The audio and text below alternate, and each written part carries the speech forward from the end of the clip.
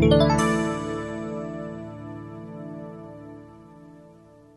everyone, my name is Kat and I'm the in-house LinkedIn trainer. Today we're going to be going through some ways that you can market your business and yourself on LinkedIn, how to optimize your profile and your company page, and some features that you should be utilizing. So this webinar is going to focus mainly on organic ways of marketing, but if you're interested in learning more on LinkedIn analytics, paid ads, and premium features, we will be doing a more in-depth webinar on that as well later on. So with that being said, I'm going to get started with some information on the importance of using LinkedIn. LinkedIn is the largest professional marketing site with 500 million users, at least the last I checked, and 40% of LinkedIn users use the platform daily. The site is growing in usership, and they've been adding many new features and improvement over the last couple years, and that has brought engagement up significantly and added some things that you can really benefit from for your company and for marketing yourself and your brand on LinkedIn. So I'm going to start off the webinar by talking about how you can optimize your LinkedIn company page.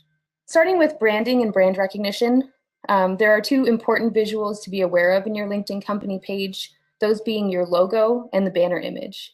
You'll want to make sure that the branding across all of your social media channels is consistent as far as using the proper logo, messaging, and colors, and make sure that your logo is included in your profile image and that your branding colors and messaging is displayed within the banner image. You can also use your URL, or rather include your URL and central phone number in your banner image and include a call to action, a tagline, or a hashtag as well. In addition to your primary banner image, you can create a banner image to showcase an upcoming event or a product launch, or share your company culture with photos of your team and stuff that's happening around your office. And these can be switched up incrementally when you have these events coming up and when you want to showcase something new.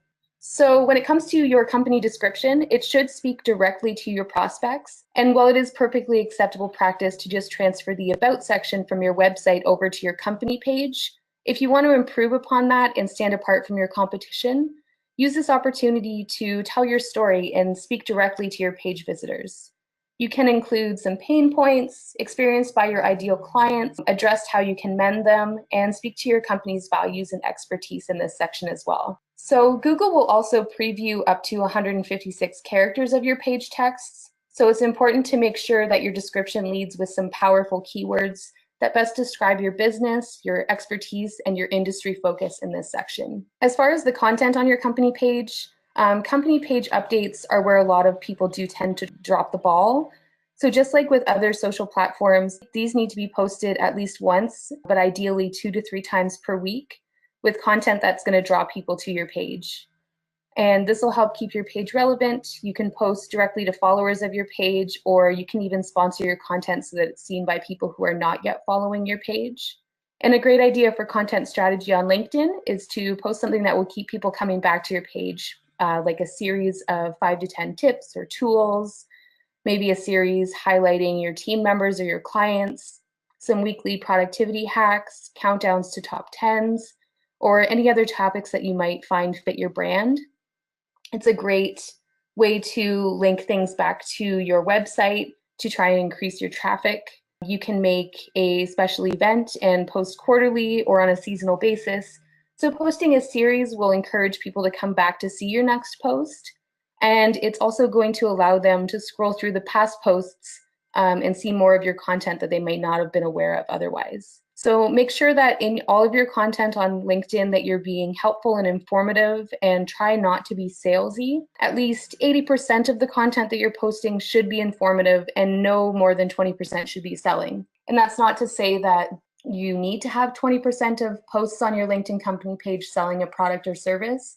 It just means that you really shouldn't go over that, because that'll tend to turn people off, and then they're not going to want to come back to your page to see future updates that you have on there. LinkedIn is supposed to be about sharing expertise and learning and advice, and really just having a lot of informative posts rather than people trying to sell you things. So that's a way that you can set yourself apart as well and encourage people to continue to come back to your company page to see future updates and to learn more about what they want to hear. So moving a little bit on to building your following on your LinkedIn company page, this is something that a lot of people do have difficulty with. And some of the Ways that you can do this. Firstly, you need to make sure that you're posting the relevant content on your page so that people are satisfied with it and they continue to return, and they'll actually want to follow your page to see your future update. You also want to do some cross promotion. So you can start by sharing your LinkedIn company page on some of your other platforms where you may have a lot of followers, such as Facebook, Twitter, anywhere like that. You'll also want to add an icon to your email signature, to your website, and business cards so that people are aware that your page does exist. And you'll also want to share the page to your personal profiles as well so that your connections can come over and like the page and follow it and see your updates there too. Another great way is to send out an email blast to invite people directly to follow your page and to encourage your team of employees to regularly share and engage with the content that's on your page so that people in their circles can see it as well. You can also invite your own friends and family to the page and ask them to do the same as far as sharing out your content or inviting people that they think might be interested in seeing your content. If you want to invest in building your following, there's also the option to use sponsored content. But aside from that, there really is no quick and easy trick to getting organic followers to your page. You really just have to be consistent and invest a lot of time and resources into it. It's very important on your company page to engage with your community. Make sure that if somebody comments, you reply to them right away. People are way more inclined to continue to participate with your page if you're engaging with them. So keep an eye on your analytics as well and your notifications and see how people are responding to your content so that you can adjust it accordingly. Make your updates short and sweet, encourage some click-throughs, include a simple title or an interesting image and a lead in that lets readers know what the story is about without giving it all away. And don't be afraid to ask questions, evoke people to engage with your content, but also get some feedback on what type of content they want to see. So you can post a question on your company page to ask somebody what type of advice they're looking for within your industry, or to ask somebody what they struggle with most. And generally, people will respond to those types of questions, and that increases your engagement, but it also gives you some insight into what you should do for your future posts. Any page that engages with its users tends to get a lot more engagement in return. If people are replying to your comments or your posts, rather, and not getting any reply from you, they're not going to want to come back and do that again. So you have to make sure that you are giving them a lot of your attention in that sense. So moving on a little bit from your company page optimization, I just want to talk a little bit about showcase pages. It is a similar feature to your company page, but it's also different in a lot of ways. So showcase pages enable you to promote certain products or services to specific customer segments. And these pages are used as an extension of your LinkedIn company page. So for example, a company like Adobe may want to have a showcase page for their Creative Cloud services to promote their specific software, and they do have that enabled. And you can treat your showcase page as a mini LinkedIn company page for that specific product. You can create up to 10 of them for your company page, but if you do require more, you can reach out to LinkedIn support and request more, and they will help you with that. And once these showcase pages are created, they're going to be shown on your company page right below your About section. So it's a way to get people to go from your company page where there might be a lot of information with only a little bit of it that's targeted towards them, and they have an option now to go to a showcase page where you might be sharing something that's more relevant to them specifically. So in the example of the Adobe page, they have their Creative Cloud page that's targeted mostly towards photographers and designers and that type of thing. So by having them come over to that showcase page, the content that they're going to be seeing will be more tailored to them, so they're more likely to visit that page more often and less likely to unfollow it if they're seeing content that doesn't apply to them like they might on the main page. One of the unique things about showcase pages is that they have unique names. So similar to a URL, there's no duplicate in that sense. So it allows you to be very specialized and also to not get your showcase pages confused with another company's showcase page. So in the website area of your showcase page, you can include a link to the corresponding product or service page of your website, and you can experiment with your content there by pinning maybe a status update to the top of your page, engaging what kind of responses received from your followers. Creating, growing, and maintaining these company pages and showcase pages takes a lot of time and resources and a lot of commitment. So you can't simply set them and forget them. You do need to follow up and do a lot with those pages to make them successful. And if you wanted to create a showcase page for your company, you can simply navigate to your LinkedIn company page, open up the admin tools on the top right corner, and it'll bring down a drop-down menu where you can then create that page. So here's just an example of where you might find a showcase page. And again, just using Adobe as an example, this is their main company page. And if you just scroll down a little bit, it showcases or shows you their showcase pages there rather. So if you were to click on the Adobe Creative Cloud, it would bring you over here. And you'll notice this does look very similar to a company page, but it's just more focused. Now moving on to optimizing your personal LinkedIn profile. One of the most important things you can do when you're optimizing your LinkedIn profile, and one of the first things you should do before you do anything else, and one of the things that people often overlook, is to make sure that what you're putting out there is visible to everybody. So be sure that your posts are public. And if they're not public, people are unable to share them onto their pages. They're not going to show up in any Google searches unless you are a connection of that person. So these options to change the privacy of your posts can be found and changed in the section Edit Public Profile and URL. And under there, you would just click Edit Visibility, and you can actually customize this section to be specific about who you want to see your updates. But if you're using your profile for any marketing purposes, I would recommend just having it public. Next, you're going to want to develop a headline that goes beyond just your job title on your profile. Your LinkedIn profile headline defaults automatically to your current title and company, but you can edit that in your profile edit section. So try to make it compelling and unique. This will be the first thing that people see about you and in your specialty industry focuses and what you want to be known for. You can also add some past projects to your profile, accomplishments, awards, some volunteer experience, any courses that you may have completed, and anything that can really enrich your profile and show that you're experienced and that you have a well-rounded list of skills. You're going to want to use a professional headshot on LinkedIn if at all possible. A lot of statistics show that profiles with photos, and more specifically professional headshots, get a drastically increased number of views. And if you don't have a photo on your profile, people are way less likely to want to connect with you. If you have a selfie posted on your profile, it just kind of tarnishes your image of being a professional. So if you can hire somebody to take a professional headshot, that's a really great investment to make in general for your business, but especially on your LinkedIn profile so that people perceive you as being a professional. So you're also going to want to make sure that your profile is properly linked to your company page. And that way, when people navigate to your company page and click on the list of employees that's shown there, your name is going to show up on that list. This is a great way for people to find you from your company page, and also a great way for them to find your company page from your personal profile. Additionally, if someone is searching for you specifically on LinkedIn, which a lot of people do use the platform to find prospects, they might type in your name as well as your company name to try and narrow the search down a little bit and make sure that they're getting the right person.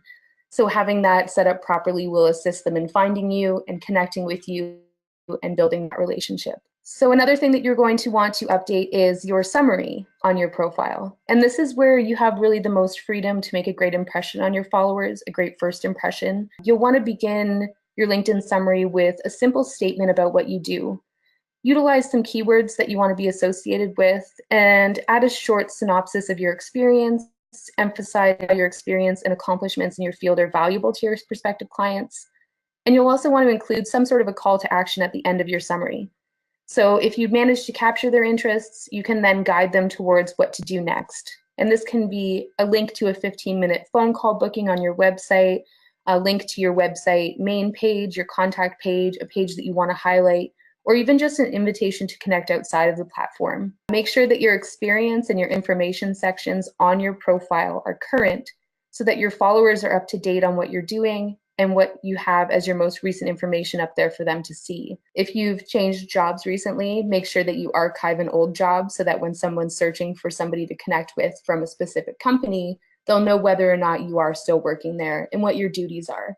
If you get a promotion, make sure to update that immediately. This will notify your followers, but it'll also make sure, again, that that information is up to date when people do go to search for you. If you find that your profile is looking a little bit bare, you can also try to add some new sections to highlight publications, certifications, patents, honors, awards, any important test scores that you might have had, languages that you speak, and really whatever else you think might appeal to your followers and the position you as an expert in your field, and really just highlight some of that information that people might not otherwise know about you that's going to set you apart from your competitors. So similarly to a resume, you're going to want to put stuff on there that is really going to draw their attention in and stuff that they're going to remember you by. So moving on to endorsements and recommendations, there's generally a lot of confusion on the differences between these two features on LinkedIn, but they are very vastly different. In endorsements, basically you can include some skills on your LinkedIn profile, and this is a great way to showcase your abilities to other members. Skills can include anything from softwares that you've mastered, although don't make it basic softwares like Word programs and email and that kind of thing. It's kind of implied that you would already have knowledge of that.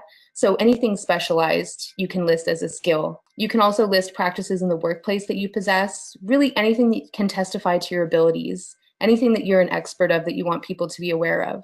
And getting other people to endorse your skills will really allow you to provide some social proof on how you manage them, and it gives your claims some weight. So if you are well versed in a certain software, getting people that you work with or people that you've had as clients to endorse that will just prove to your readers and your followers and potential followers that you're not just making an empty claim, that people are actually backing that up and saying, yes, this person is an expert in this software, or yes, they do possess this skill. It's up to your connections to give you your endorsements, but you can solicit them by asking through a direct message or by endorsing some of the skills that your connections have on their profiles as well. And that'll encourage them to return the favor and to come over to your profile and in turn endorse some of your skills too. I would definitely suggest asking your colleagues and your team members to endorse you for some of your skills. People are way more inclined to take the time to do something if you approach them about it. And your skills can be managed from the edit profile section. So that's where you can add them and you can remove them if they're no longer relevant and that type of thing. So moving on from endorsements, recommendations are, as I said, vastly different, but they fall into the same category as just basically giving some social proof that you are somebody that we would want to hire or that we would want to connect with or who's an expert in your field. So recommendations are different than endorsements, but they can be coupled with them to further show proof of your expertise. And you can request a recommendation formally from a colleague or a client on LinkedIn by navigating to their profile, selecting the More icon next to their name, and then selecting Request a Recommendation. And you can add a note in there as well. And once your recommendation has come back from them, you can even request revisions. And you also, of course, always get the option to approve these recommendations before they're listed to your LinkedIn profile. So recently, LinkedIn has made some improvements on their mobile app. And having the ability really to access your LinkedIn profile remotely is a huge benefit. The faster you're responding to messages, the less opportunities you're going to miss from connections and potential prospects and potential connections. So LinkedIn does have a pretty great mobile app that allows you to do most of what you can do from the desktop site with just a few exceptions. And the major things that are missing from the LinkedIn mobile app are the analytics and the ability to use LinkedIn Publisher feature. Additionally, some features available in LinkedIn require downloading additional apps to use. So for example, LinkedIn Groups, Sales Navigator, LinkedIn Learning, and the Recruiter feature, these all have their own separate apps to download. So if you are going to download all of the apps, just a recommendation to make a folder on your phone and store them all there, at least until they're able to come up with one app that provides you access to everything in place of these. So one thing, however, that you do have exclusive access to from the app that you're not able to access from your desktop is the ability to upload videos directly to LinkedIn. And this is a fairly recent development that was rolled out, I believe, August of 2017, and one that not everybody knows about or is taking advantage of. So it's a really great time to start using it to set your content apart. So just go to a little more detail on LinkedIn video. The benefits to using LinkedIn video, as opposed to just posting a link to YouTube or to your website where you have a video already uploaded, is that LinkedIn, just like most other social platforms, exclusively favors content that does not take you outside of LinkedIn. They want you to stay inside of the app or the platform so that they can make more money from advertisements, they can benefit from premium users and advertise for that service, and generally just keep you from leaving the site altogether. they really want you to, spend as much time as you can on there. And as a result, they do favor content that is native to LinkedIn, like LinkedIn publisher posts as opposed to blog posts, and photos uploaded directly to the site as opposed to photo links, and of course, native LinkedIn video rather than something that's stored on another platform. So it's no secret, obviously, that video content on social media platforms does get more engagement and is shared more often than other content. So I'll just go into a little bit of detail on how best to use LinkedIn video, especially for marketing and business purposes. So simply to access the feature, first of all, as I mentioned before, you do have to be using the mobile app, and it is pretty straightforward. So on the home page of the app in the top right corner, you'll see two icons, and one of them is a camera and the other is a video icon. And if you don't see both of these icons, you may just need to update your app. If you haven't updated it recently, you probably won't have this feature available, so just make sure that it is always up to date. And if you click on either of these icons and be sure that you've given the app access to your camera as well, a page will open up with the options to either take a new photo, take a video, or upload something that's already been recorded that would come from your camera roll or one of your albums. So when posting your videos, make sure that you're adding links to the description, tag people if you mention them, and use hashtags if it is relevant. So if you're attending an event and they have a specific hashtag that they use, do include that in your video, and that way other people at that event can find that video. And then, of course, if they've met you there, they'll want to connect with you as well. You can also include some talking points in the description to encourage people to watch. So just to let them know what the video is about. And again, without giving away too much, just sort of give them a little brief overview of it. Videos, of course, as well. 3 minutes is ideal for a video, just so that you're not losing attention from somebody, but it's also long enough that you have time to go through and make it valuable for them. So some uses of LinkedIn video. You can pre-record a professional video and have it edited as well. And this can be used to showcase your products or services or share a client testimonial, just that kind of thing. Something that you may have hired somebody to come to your office and do. You can just download these from your website, or from another platform, and then upload the content to LinkedIn from there. And if you're using this type of video, try to use a video that has burned in closed captioning, since they do play muted by default, and there's no option to add captions on LinkedIn. As far as a video for event coverage, a great use of this feature is to upload real-time event coverage to your LinkedIn profile. So if you're speaking at an event and you'd like to show your followers maybe a little snippet of that, or if you just want to let people know that you're attending, that you're there, maybe start a conversation with other contacts that may be at the same event, show people around with the video and upload it immediately. So you can tag other users when you post the video again, or add relevant hashtags that are specific to that event so that your content does show up when people search for these hashtags. If you want to use a video to share more about yourself, you can upload maybe a short biography, tell your story. People really love getting an inside look into you and your company, and video is a great way to tell that story. So you can even go around the office and introduce some of your team members.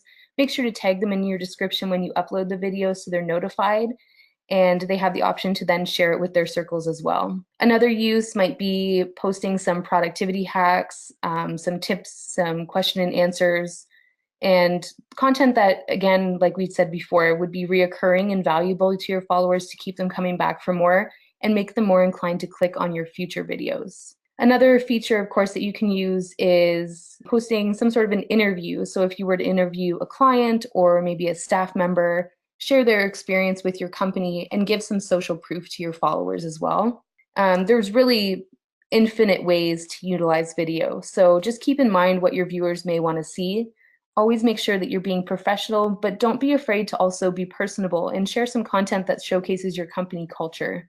You are allowed to have fun while you're maintaining a professional image. Just make sure that you have a plan for your video so it doesn't end up kind of going off the rails and losing focus on what you wanted to cover. Another use as well, is short form video. So this can be 15 seconds or less just to show a really quick hack or a product. So maybe if you're doing something every Tuesday where you share, I don't know, a technology tip or something to that effect, or a life hack, just posting that consistently and making it a very brief video will encourage people to click on it again. So moving on past the video section, LinkedIn groups. So you want to be sure to find and join active LinkedIn groups that match your location or your industry and use them really as an opportunity to share valuable content and to network with other professionals. As far as content goes, try to make sure that you're not selling in these groups or you really won't see a lot of activity. And if you find a need that isn't already fulfilled by a LinkedIn group, you can even try creating a group yourself. Just know again, like we mentioned before about the company pages, that it is a lot of work to build membership, and this isn't the type of thing that you can really set and forget. So you're going to want to send out maybe an email blast inviting people to the group, invite all of your contacts that might find it useful, and really make sure that people are getting a lot of value out of what's posted there. That's really important because LinkedIn groups especially, people don't want to see people selling in there. It's mainly just to position yourself as an expert in your field, keep your name on people's minds, and build some really valuable relationships that you can then turn into maybe prospects or get some referrals from those people down the line. So I'm just briefly going to touch on analytics here. You really want to pay close attention to the data that you're gathering from LinkedIn and adjust your posting schedule and content accordingly. So if you're noticing that posts that you're putting out with certain types of images are getting a lot more feedback than other ones, or if something being posted at 9 a.m. is getting a much better response than something that's being posted at 5 p.m. And this does vary based on your industry, so there's no magic formula. But you want to adjust your posting schedule and your content for the future based off of those analytics. And I would definitely suggest checking in weekly and monthly to see how your posts are performing. There's a lot of different things that influence whether or not people are engaging with a post or whether or not they're seeing it. And that's data that you can gather over a longer period of time, even a few months, even a year, maybe sometimes, just to find out what your audience really is responding to best. And also to make sure that the people that you're targeting are the right people that you want to target and they're in your market, people that might be interested in your services. If you're getting 100 people who are responding to a post, but none of them are people that you want to connect with, then you are going to want to adjust your content. Another way to test effectiveness, of course, is to pin certain posts to the top of your page. And that way, when they go to your page, it's the first thing they're going to see. So you could have a certain post pinned to the top of your page for a month and examine the analytics afterwards and see, okay, 300 people saw this post, but only one person engaged with it. So what can I change about that to make it better? Use the data from your analytics to establish a baseline target and then create some short-term and some long-term goals to work towards as far as getting engagement and getting people to share your post or getting them to contact you. So impressions, interactions, and engagement, those are three, I think, of the main aspects of your analytics. Impressions are the number of times each update is shown to LinkedIn members. So this is similar to the Facebook reach. This is just how many people have scrolled through their newsfeed or gone to your page and seen this post. It doesn't mean they've read it. It doesn't mean they've clicked on it. It just means that it has shown up somewhere in their feed. Your clicks are the number of people who click on your content, your company name, or your logo. This does not include interactions with your posts. Your interactions, however, are the number of times people have liked your post, how many comments have been left, and how many times it's been shared. And then your engagement is a percentage, and this percentage shows the number of interactions plus the number of clicks and followers acquired divided by the number of impressions. So this is basically a number that shows you the percentage of people who have engaged with your content in some way based on how many people it's been shown to. So some of the benefits of using LinkedIn analytics for your company. The key to engaging your LinkedIn audience is knowing as much as you can about them. In the LinkedIn Analytics tab, there is an option to see the age of your followers or the people who are engaging, their gender, their location, what mobile or desktop platform they're using to see your content, all that kind of stuff. And having that information will really help you not only to adjust the time you're posting, where you're posting to, all that type of thing, but also the content itself. So you can replicate your success by viewing analytics from specific posts to see how they stand up against other methods and adjust future posts, like I mentioned before. So check for some similarities in the content, the topics, and what call to action was used. And again, the example, if a certain type of image is really being viewed a lot and you're getting a lot of response from that, you're going to want to use that, an image that's similar to that in nature for future posts. If you have a call to action for people to click on your website and you find nobody's clicking on your website, you're going to want to adjust that call to action as well to get them more interested. Maybe by offering them a free download of an ebook or a discount if they come over to your website right away, or just evoking some emotion from them or letting them know that there's a special offer or something very valuable to them that they'll find by clicking on your website. A great thing about LinkedIn Analytics is that you can really visualize your data. They have a various amount of charts and graphs that allow you to see everything in more than just numbers. And to find out what your demographic is responding to, your content, and target them via LinkedIn ads, analytics are great to find out exactly who you're hitting now and who you're not hitting, more importantly, so that if you are doing a LinkedIn ad, you're going to know who you want to target with that ad.